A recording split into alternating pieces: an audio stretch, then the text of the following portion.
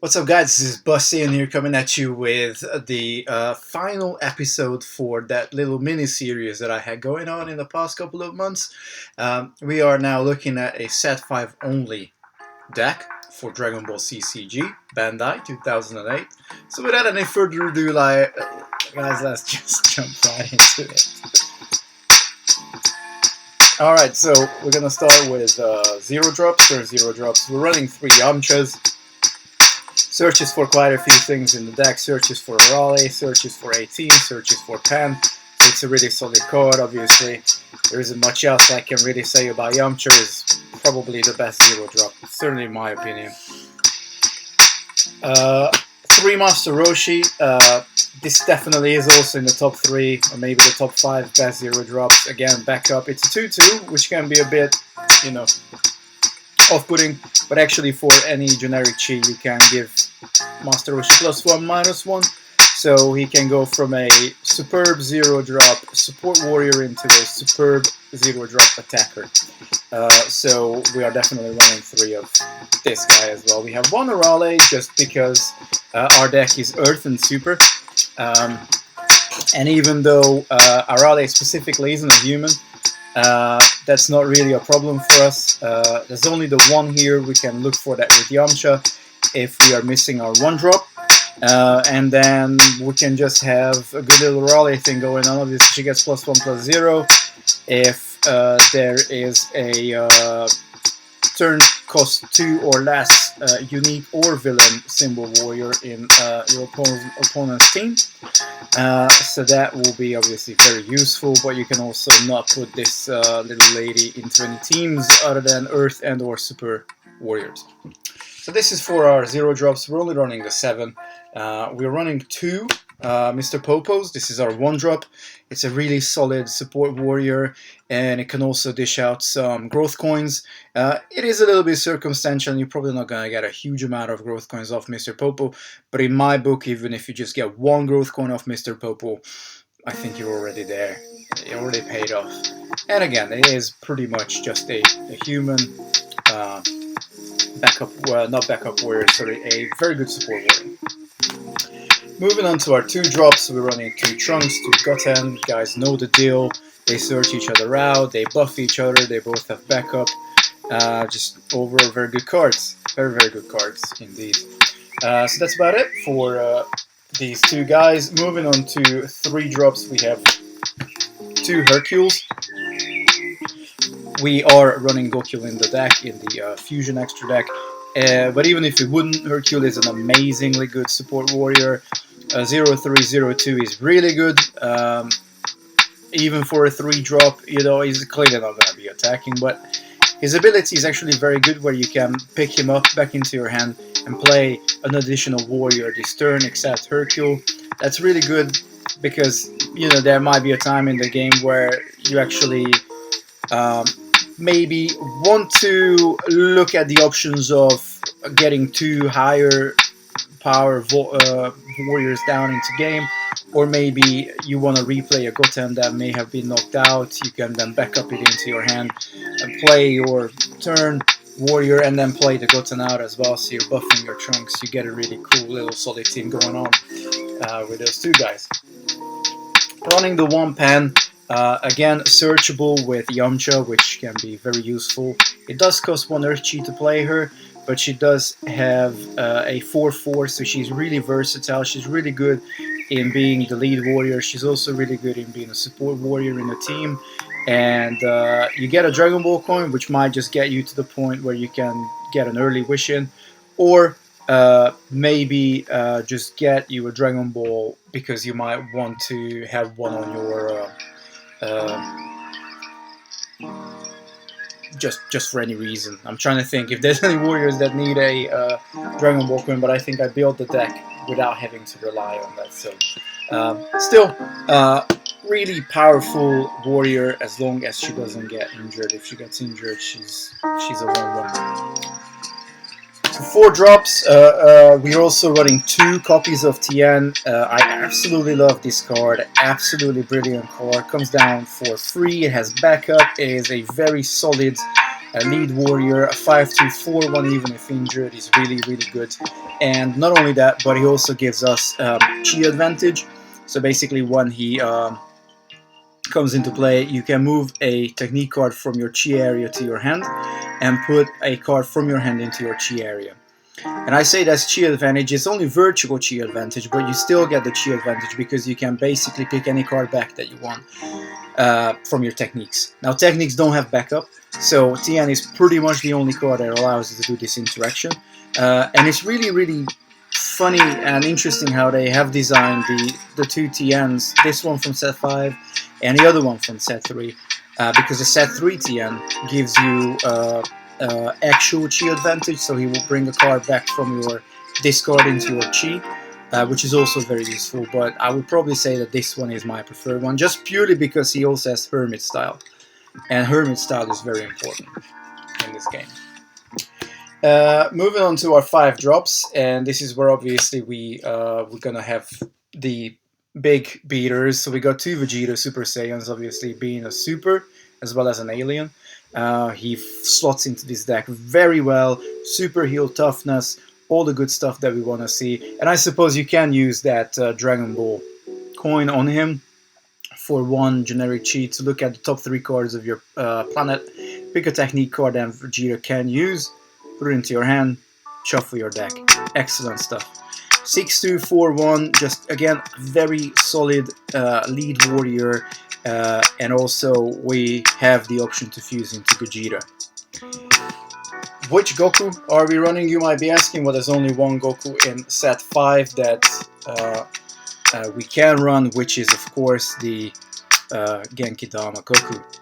This card is the payoff card. This is why we play all the other human warriors. This guy is just an absolute beast if it is put into the right deck.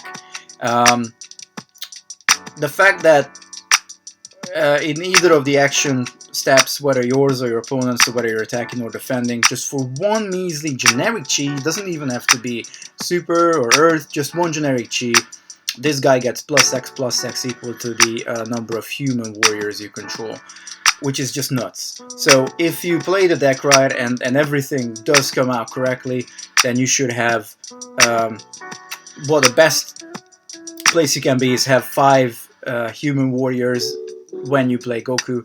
So for 1 chi he gets +5/+5, making him not only an extremely good lead warrior, but he will be an excellent support warrior because he's gonna have 7 support with that. Now if you put him behind Vegeta, the 2 of them, if this guy is a 10-7 and Vegeta is a 6-2, obviously we got a 13 attack. Whereas if we put Goku to the front, it's only a 12 team. It's still very solid, don't get me wrong, but just being able to have Goku in such a flexible slot at such a high turn cost makes him extremely valuable. All you need to do is make sure that you leave yourself a chi to be able to use the ability during your opponent's turn as well. He's got super heal, he's got toughness. Super heal is not something that we do in this particular deck. Again, you need to build your deck around stuff like that, but it is still a very useful special effect to have. And the last but not least, 18. You guys have seen her in many of my deck profiles. She is again a super solid warrior. She can either be a lead warrior, but more often than not, you will probably use her as a support warrior just because of that force support, which is excellent. But her abilities are amazing. Okay, she has backup, which is, well, I don't think it's super common for very high cost cards. But for a 6-drop and her having backup is really great. She's got 2 amazing abilities. So for a Earth Chi, warriors in his warriors team cannot be affected by your opponent's warriors effects, which is amazing. None of, like, for example, Zangia's -1/-1 won't be able to work if you play this on the stack, on the chain. If your opponent's like using the technique card or something like that, opposing male warriors get -1/-1 when they're battling with Zangia and stuff like that. That's not gonna work if you activate this this ability. And the second one, which is just super funky, you can move this warrior to the bottom of your planet. In that case, negate the effect of target technique. So it is a negate on a stick, and if you guys have watched my techniques analysis video, then you know what I'm talking about. If you haven't, please do make sure to check that video out as well.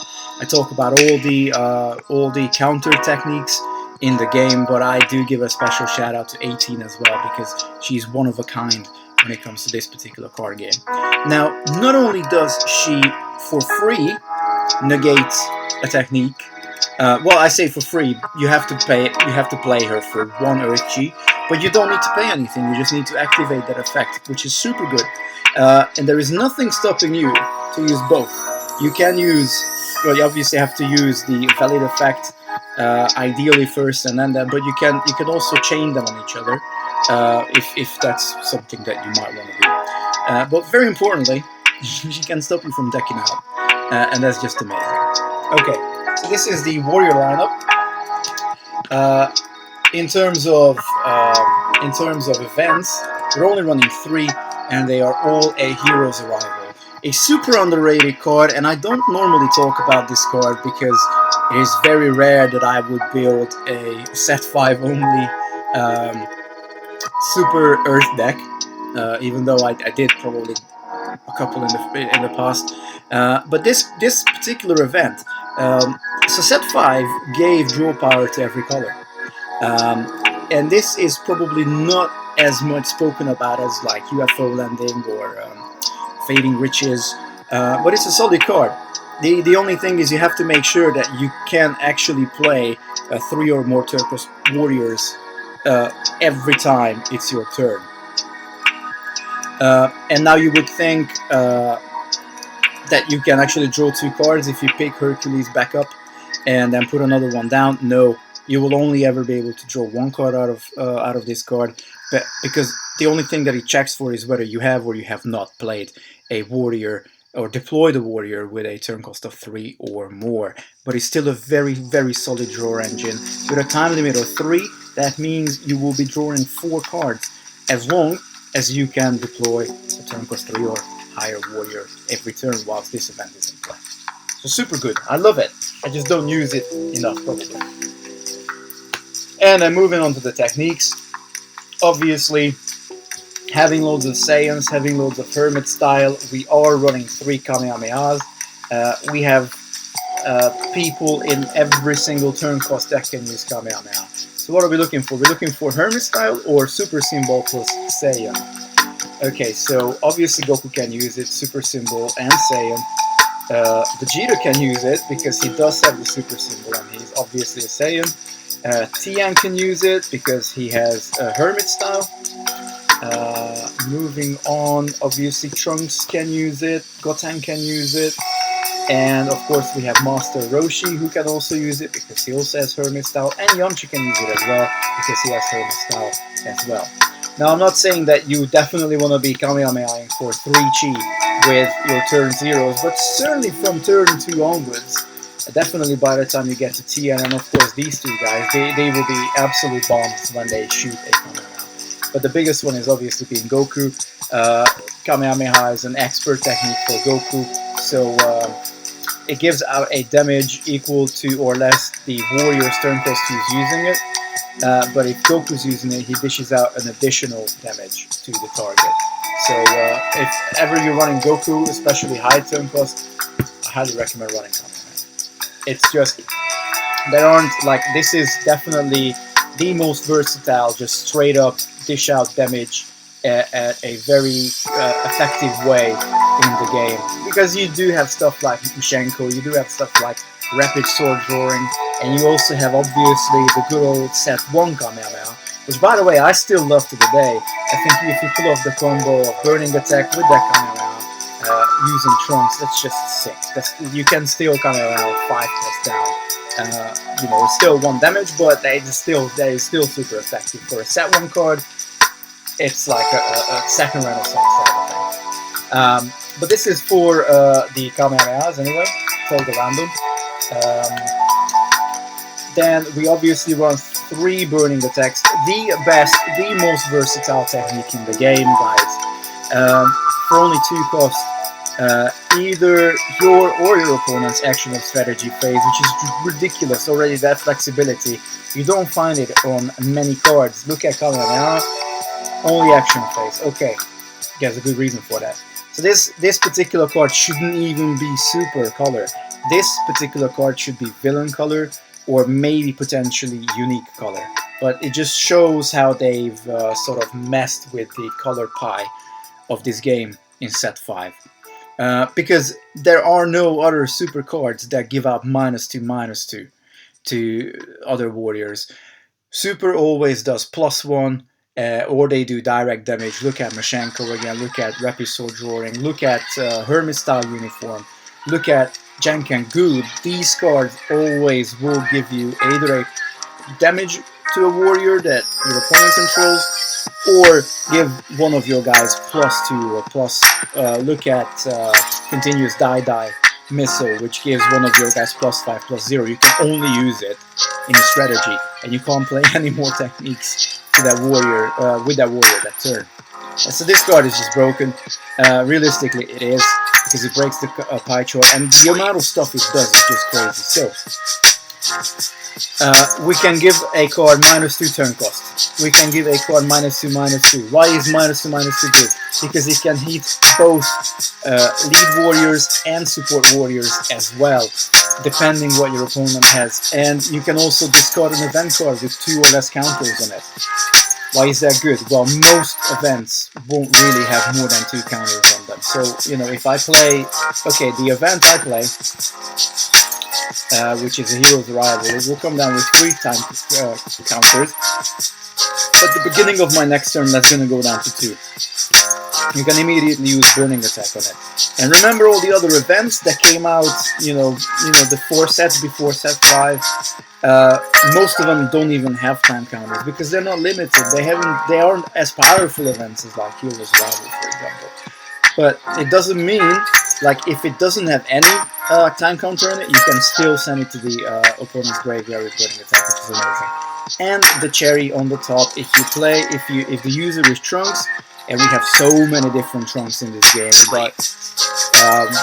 got 2 super rare Trunks, and we have 2 Trunks just in set 5. We have Trunks in set 4. We have Trunks in set 3.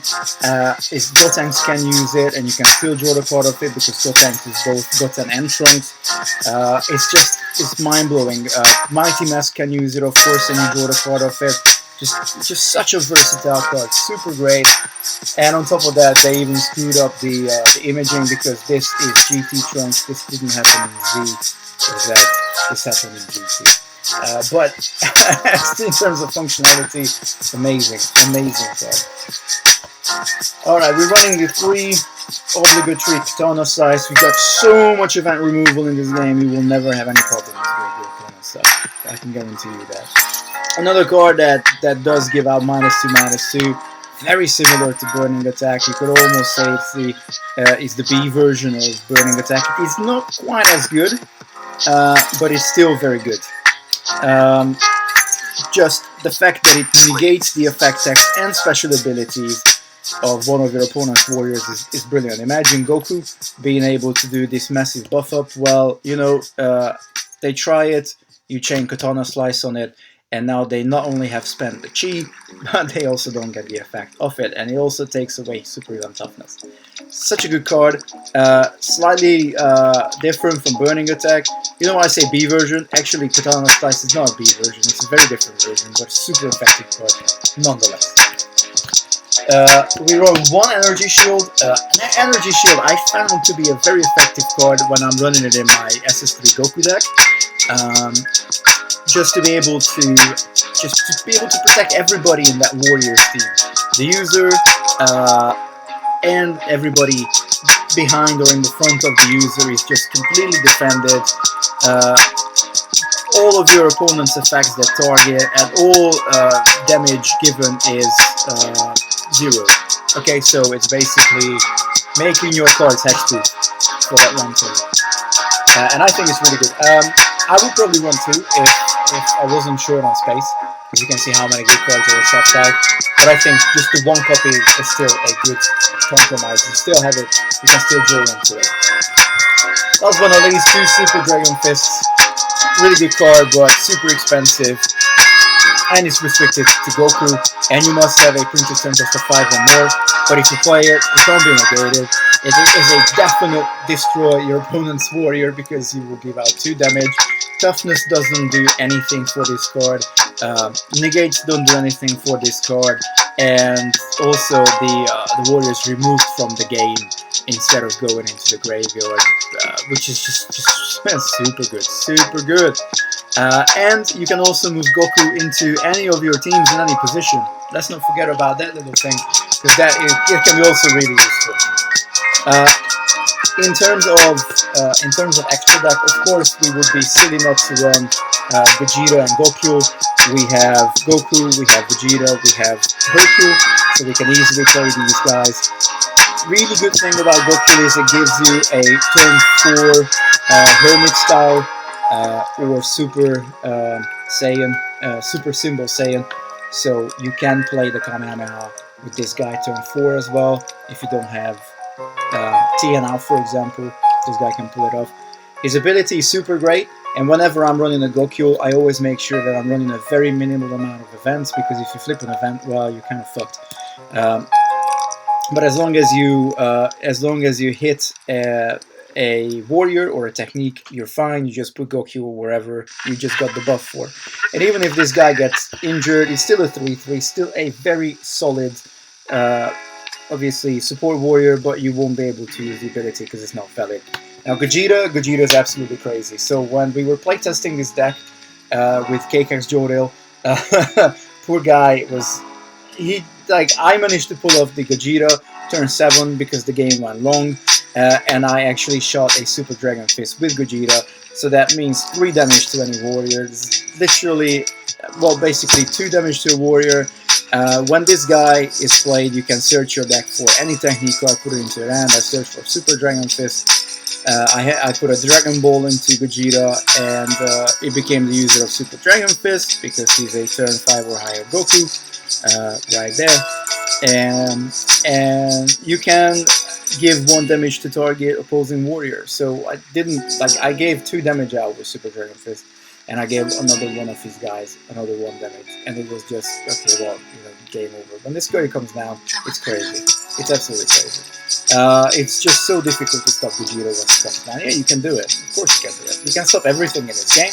You just need to build your deck around it, so you are actually capable of doing it. Especially without a side deck. Obviously Naruto had a 10-card side deck. We don't actually have a side deck. So you kind of have to, I suppose, anticipate the meta, which we don't have a meta, so it's very much a shot in the air. But this is for the set 5 only deck, Super Earth, and I think it came out superbly well. This is the easiest deck by far to construct if you would only have access to set 5 cards. Now, the amount of super rares in here is obviously crazy. We got the 3 Gokus, we got 2 Super Dragon Fists, we got Gogeta, we got quite a few chase rares, obviously, Kamehameha, some of the Katana Slice Burning Attack cards. You might not have a playset of them, but set 5 actually allows you to splash a lot of different cards together. A lot of cards in set 5, they don't actually necessarily require specific chi cost. Set 5 is a superbly pushed set, so you can see the power level of the decks that you can build just by having access to set 5 cards. Anyway guys, I really hope you enjoyed this, yet again, very in-depth video, as you can expect from me, and stay tuned for next time as well, when I bring you something different. Peace out YouTube, Bastille signing out.